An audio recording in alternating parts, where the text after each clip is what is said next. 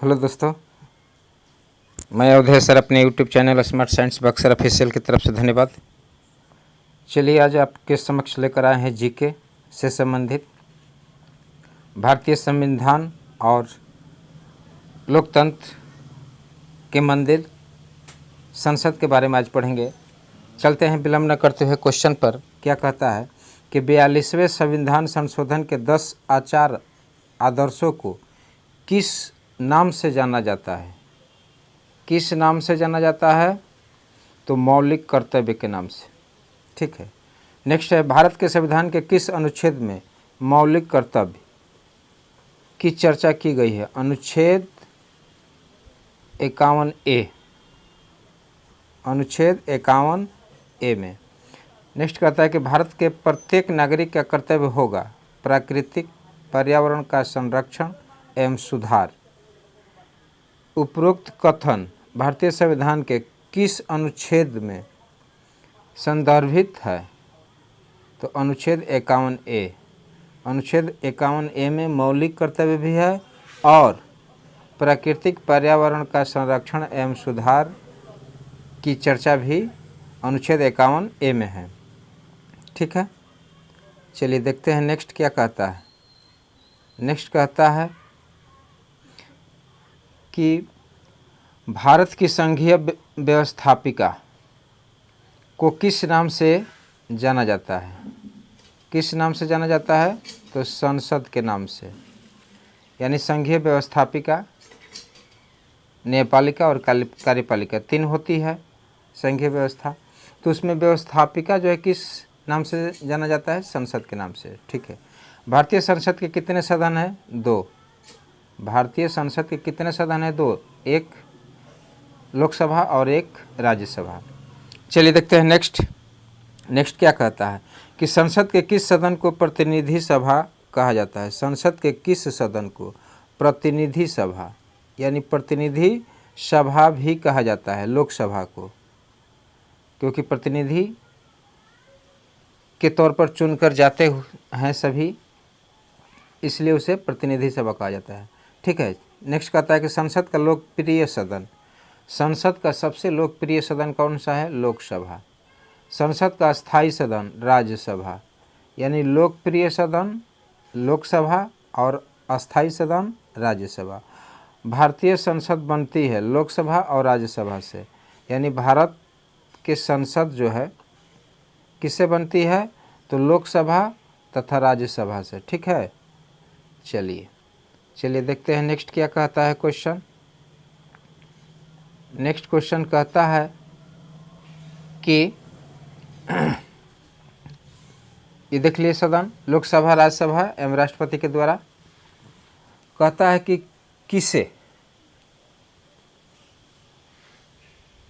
किसे संसद का अभिन्न भाग कहा जाता है? किसे संसद का अभिन्न भाग कहा जाता है? किसे कहा जाता है? तो राष्ट्रपति को। भारतीय संसद के कितने अंग हैं? 3। संसद का निम्न सदन एवं उच्च सदन क्रमशः है। निम्न सदन और उच्च सदन कौन है? तो निम्न सदन लोकसभा और उच्च सदन राज्यसभा। लोकसभा को भंग करने के लिए कौन सक्षम होते हैं? राष्ट्रपति लोकसभा को भंग कर सकते हैं। भारतीय संसद की संप्रभुता प्रतिबंधित है न्यायिक समीक्षा से। ठीक है। चलिए देखते हैं नेक्स्ट क्या कहता है। नेक्स्ट कहता है कि संसद को 2 क्रमिक अधिवेशनों के बीच अधिकतम कितने समय अंतराल की अनुमति है? 6 माह की। नेक्स्ट क्वेश्चन कहता है कि साधारण विधेयक से संबंधित गतिरोध को दूर करने के लिए संसद के दोनों सदनों की संयुक्त बैठक कौन बुलाता है? संयुक्त बैठक कौन बुलाता है? राष्ट्रपति। लोकसभा व राज्यसभा की संयुक्त बैठक कब होती है? लोकसभा एवं राज्यसभा में मतभेद होने पर, दोनों के बीच जो है जब मतभेद होता है तब जो है संयुक्त बैठक बुलाया जाता है। तो वह बैठक कौन बुलाता है? राष्ट्रपति बुलाते हैं। चलिए देखते हैं संसद के दोनों सदनों के संयुक्त अधिवेशन की अध्यक्षता कौन करता है? संसद के दोनों सदनों की संयुक्त अधिवेशन की अध्यक्षता कौन करता है? लोकसभा अध्यक्ष। जब संयुक्त बैठक बुलाया जाएगा तो उसका अध्यक्ष कौन करेगा? लोकसभा के अध्यक्ष। चलिए देखते हैं नेक्स्ट क्वेश्चन क्या कहता है कि संसद के संयुक्त बैठक को कौन संबोधित करता है? कौन संबोधित करेगा? तो राष्ट्रपति। नेक्स्ट है संसद की कार्यवाही सूची में प्रथम विषय होता है प्रश्नकाल। पहला कार्यवाही सूची होता है कि आप प्रश्नकाल कीजिए, अपना अपना जो क्वेश्चन है उसको प्रश्न कीजिए, प्रथम विषय होता है। कौन सी प्रथा संसदीय प्रणाली को भारत की देन है? शून्यकाल। शून्यकाल। संसद के किस सदस्य की सदस्यता तब समाप्त समझी जाती है जब वह बिना सदन को सूचित किए अनुपस्थित रहता है 60 दिन तक। यदि आप नहीं जाएंगे तो आपकी सदस्यता जो है समाप्त समझी जाती है। नेक्स्ट क्वेश्चन है कि एक वर्ष में कम से कम कितनी बार संसद की बैठक होना आवश्यक है? एक वर्ष में कम से कम 2 बार संसद की बैठक होना अति आवश्यक है। सांसदों के वेतन का निर्णय कौन करता है? वेतन यानी संसद का, लोकतंत्र के मंदिर में जो सांसद जो है चुन कर जाते हैं प्रतिनिधि के तौर पर, उसका वेतन का निर्णय कौन करता है? तो संसद। चलिए देखते हैं नेक्स्ट क्वेश्चन। नेक्स्ट क्वेश्चन क्या कहता है? नेक्स्ट क्वेश्चन कहता है कि सांसदों के वेतन का निर्णय कौन करते हैं? तो समझ गए। नेक्स्ट क्या है कि संविधान लागू होने के बाद सर्वप्रथम त्रिशंकु लोकसभा का गठन, त्रिशंकु लोकसभा का गठन कब हुआ था? संविधान लागू होने के बाद, तो सन 1989 ईस्वी में त्रिशंकु लोकसभा हुआ था। भारत की पार्लियामेंट यानी पार्लियामेंट जिसको संसद कहते हैं का उद्घाटन कब हुआ था? यानी संसद का उद्घाटन कब हुआ था? सन 1952 ईस्वी में, आज़ादी के बाद। संसद के दोनों सदनों का सत्रावसान कौन करता है? सत्रावसान कौन करता है? तो राष्ट्रपति। भारत संचित निधि से धन निर्गम पर किसका नियंत्रण रहता है? संसद का। देश का प्रथम नागरिक कौन होता है? राष्ट्रपति। देश का प्रथम नागरिक कौन होता है? राष्ट्रपति। चलिए देखते हैं नेक्स्ट। जम्मू कश्मीर को किस अनुच्छेद के अंतर्गत विशेष दर्जा प्राप्त हुआ था? किस अनुच्छेद के? तो अनुच्छेद 370 के अनुसार विशेष दर्जा मिला हुआ है जम्मू कश्मीर को। अनुच्छेद 356 का संबंध किससे है?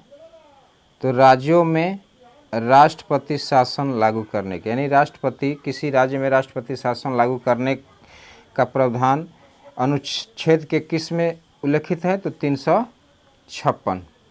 नेक्स्ट क्वेश्चन करता है कि भारतीय संविधान को किस अनुच्छेद में भारतीय नागरिकों के मूल कर्तव्य शामिल है?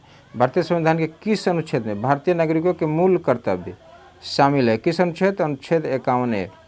नेक्स्ट क्वेश्चन है कि भारतीय संघ में किस राज्य को सम्मिलित करने का अधिकार किसे है? संसद को। किसे है? संसद को। किस राज्य के नाम में परिवर्तन करने का अधिकार प्राप्त है? किसी राज्य के नाम में परिवर्तन करने का अधिकार प्राप्त है, यानी किसी राज्य के नाम में किसी राज्य का नाम परिवर्तन कर सकते हैं। वह किसके अधिकार प्राप्त है? संसद को। किसको है? संसद को। ठीक है, चलिए देखते हैं नेक्स्ट क्या कहता है। नेक्स्ट कहता है कि राज्यों में पुनर्गठन संबंधित विधेयक को संसद में प्रस्तुत करने से पूर्व किसकी सहमति प्राप्त करना आवश्यक होता है? तो किसकी सहमति आवश्यक होता है? राष्ट्रपति का। नेक्स्ट है नए राज्य के गठन अथवा सीमा में परिवर्तन करने का अधिकार किसको है? नए राज्य के गठन अथवा सीमा में परिवर्तन करने का अधिकार किसको है? तो संसद को है, यानी संसद से अपना बहुमत पास करके आप कार्य कर सकते हैं। चलिए नेक्स्ट क्वेश्चन है राज्य पुनर्गठन अधिनियम कब पारित किया गया है? यानी राज्य पुनर्गठन अधिनियम कब पारित किया गया? सन 1956 ईस्वी में। भारत में कितने राज्य एवं संघीय प्रदेश हैं? भारत में कितने राज्य एवं संघीय प्रदेश हैं?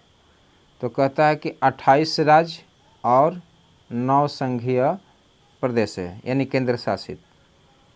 ठीक है, चलिए देखते हैं नेक्स्ट क्या कहता है।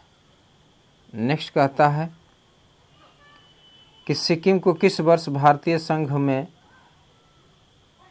संयुक्त राज्य के रूप में शामिल किया गया? सिक्किम को किस वर्ष भारतीय संघ में संयुक्त राज्य के रूप में शामिल किया गया? तो सन 1974 ईस्वी में सिक्किम, जिसकी राजधानी जो है गंगटोक है।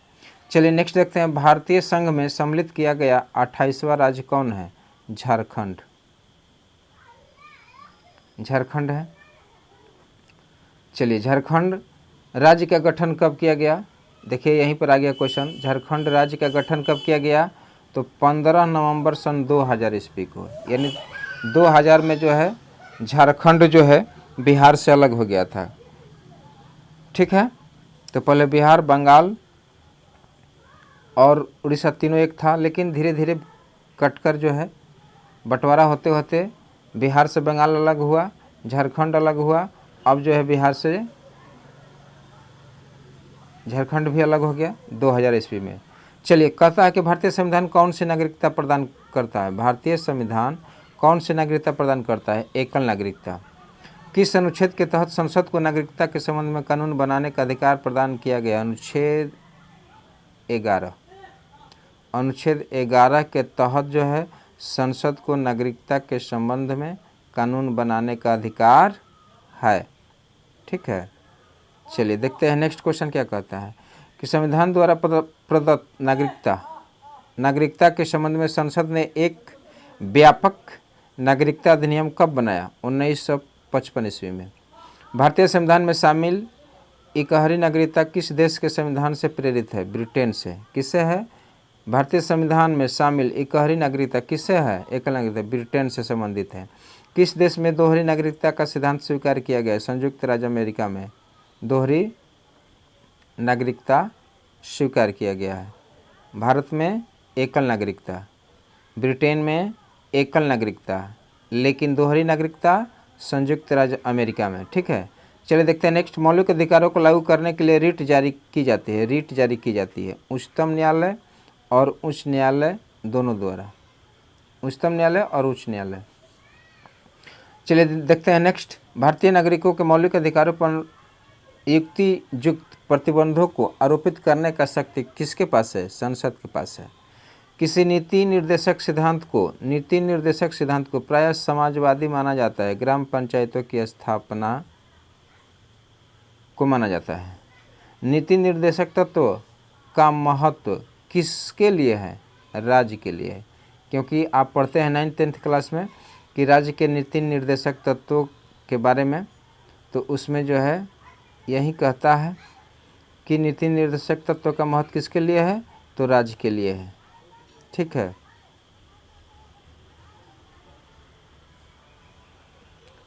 चलिए देखते हैं नेक्स्ट क्या कहता है। नेक्स्ट कहता है आपका क्वेश्चन, समान न्याय एवं निःशुल्क विधिक सहायता का प्रावधान संविधान के किस अनुच्छेद में है?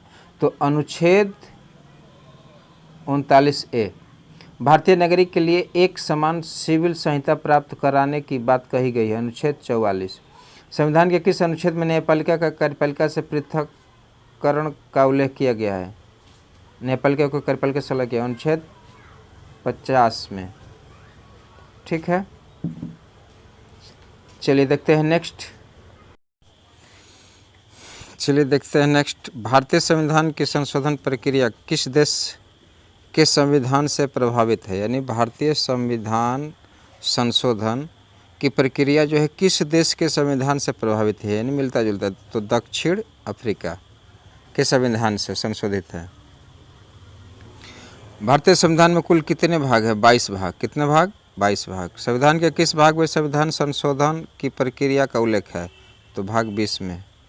यानी संविधान संशोधन की प्रक्रिया जो है संविधान के किस भाग में है? तो 20 में उल्लेखित किया गया है।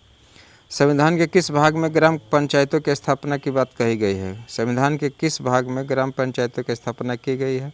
तो भाग 4 में पंचायतों की स्थापना की बात कही गई है। संविधान के किस भाग में? तो भाग 4 में। चलिए देखते हैं नेक्स्ट क्वेश्चन क्या कहता है। नेक्स्ट क्वेश्चन कहता है कि भारतीय संविधान के किस भाग में नगर पालिकाओं से संबंधित प्रावधान है? भाग 9 का 9A। संविधान के किस भाग में नीति निर्देशक तत्वों का उल्लेख किया गया? चतुर्थ भाग में। किस भाग में? चतुर्थ। संविधान के भाग 1 में किसका वर्णन है? संघ और उसका राज्य क्षेत्र का। संघ और उसका राज्य क्षेत्र का, भाग 1। संविधान के किस भाग में मूल अधिकार का उल्लेख मिलता है? भाग 3।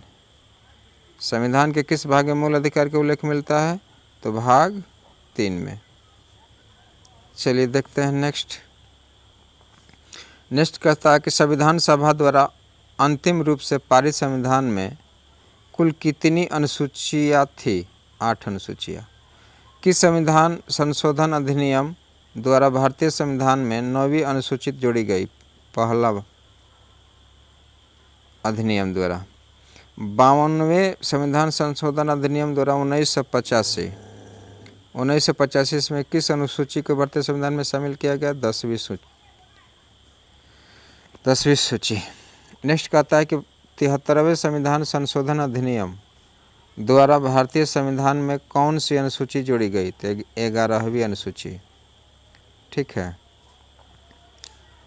चलिए देखते हैं नेक्स्ट क्या कहता है कि 74वें संविधान संशोधन अधिनियम द्वारा भारतीय संविधान में कौन सी अनुसूची जोड़ी गई? तो 12वीं सूची में जोड़ा गया।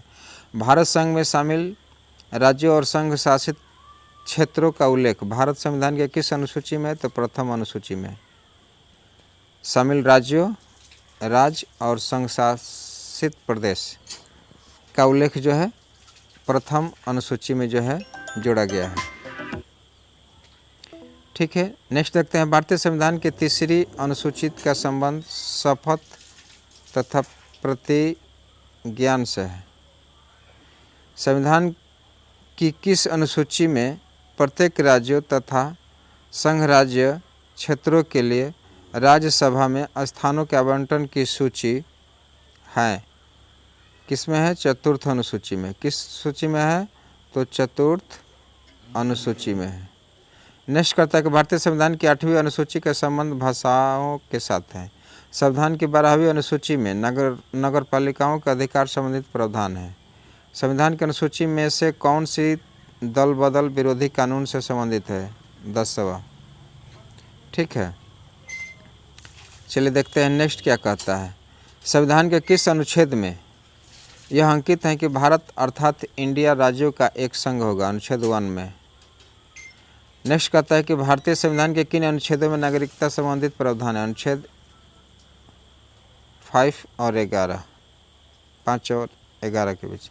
भारतीय संविधान के किस अनुच्छेद के अंतर्गत नागरिकों को मौलिक अधिकार प्रदान किए गए हैं? मौलिक अधिकार प्रदान किए हैं भारतीय संविधान के किस अनुच्छेद के? तो अनुच्छेद 12 to 35। चलिए देखते हैं नेक्स्ट क्या कहता है। नेक्स्ट कहता है कि संविधान के किस अनुच्छेद के तहत छुआछूत को समाप्त किया गया? अनुच्छेद 17। संविधान के किस अनुच्छेद के तहत छुआछूत की भावना जो है समाप्त कर दिया गया? अनुच्छेद 17। भारतीय संविधान को किस अनुच्छेद में प्रेस की स्वतंत्रता दी गई है? प्रेस की स्वतंत्रता दी गई है अनुच्छेद 19(1) में। प्रेस की स्वतंत्रता दी गई है। चलिए देखते हैं नेक्स्ट